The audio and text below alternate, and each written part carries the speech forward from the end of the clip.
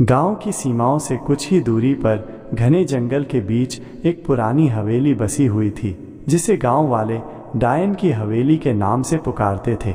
हवेली की दीवारें जर्जर थीं, खिड़कियां टूटी फूटी और उसके चारों ओर एक अजीब सी सन्नाटा छाया हुआ था। लोगों का मानना था कि 100 साल पहले यहाँ एक सुंदर लेकिन रहस्यमयी स्त्री रहती थी, जिसे डायन का दर्जा मिल गया था, क्योंकि अंधविश्वास और अफवाहों ने उसकी अच्छाइयों को ढका दिया था।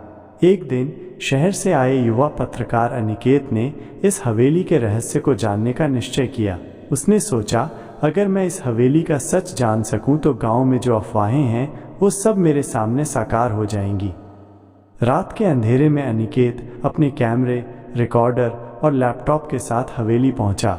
हवेली के प्रांगण में प्रवेश करते ही उसकी रोशनी की किरणें दीवारों पर उकेरे पुराने चित्रों, जर्जर फर्नीचर और एक अजीब सी खामोशी को उजागर कर रही थी।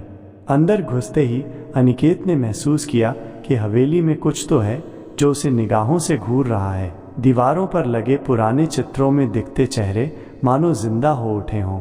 हर कदम पर फर्श की चरमराहट और अचानक से उठने वाली ठंडी हवा ने उसकी रीढ़ में कांप देने का काम किया। एक कमरे के कोने में उसे एक पुरानी लाइब्रेरी दिखाई दी, जहाँ किताबों के ढेर पर एक धूल भरी डायरी पड़ी थी। उसने उस डायरी को उठाया और पढ़ना शुरू किया। वो डायरी उस डायन की कहानी बयां कर रही थी, जिसने कभी गांव की सबसे सुंदर महिला मीनाक्षी के रूप में जन्म लिया था। डायरी में लिखा था कि मीनाक्षी गांव की एक साधारण लड़की थी, जिसकी खूबसूरती की चर्चाएं दूर दराज में होती थीं, लेकिन उसके जीवन में दुख की एक अजीब सी लहर दौड़ गई, जब उसके प्यार में धोखा और समाज के कटु अफवाहों ने उसे तबाह कर दिया। जब गांव वालों ने उस पर डायन का इल्ज़ाम लगाया तो उसे हवेली में बंद कर दिया गया। मीनाक्षी ने दर्द और क्रोध में बदलते हुए अपने जीवन का अंत अपने हाथों किया। कहते हैं उसकी आत्मा तब से हवेली में भटक रही है, न्याय की तलाश में, और हर किसी से अपने दर्द का हिसाब लेने को तत्पर है। डायरी पढ़ते रहते अनिकेत की सांसें थम गईं। ठीक उसी पल हवेली में कहीं से धीमी धीमी पायल की आवाज़ गूंजने लगी। उसके दिल की धड़कन तेज हो गई। उसने अपने कैमरे को ऑन किया और आवाज़ के स्रोत की तलाश में आगे बढ़ा। एक गहरे कमरे में उसे मीनाक्षी की परछाई दिखाई दी, एक सफ़ेद साड़ी में लिपटी, उदास आंखों वाली औरत जिसकी झलक में दर्द की गहराई थी। मीनाक्षी धीरे धीरे अनिकेत की ओर बढ़ी और उसकी आंखों में आंसू छलकने लगे। उसने धीरे से कहा, मुझे इंसाफ चाहिए, मुझे सच्चाई जाननी है। अनिकेत ने डरते डरते पूछा, आप कौन हैं? मीनाक्षी की आवाज़ में एक अजीब सी दया थी। मैं वही हूँ जिसे लोग डायन कहकर डराते हैं, पर मेरा दर्द तो इंसाफ चाहता है।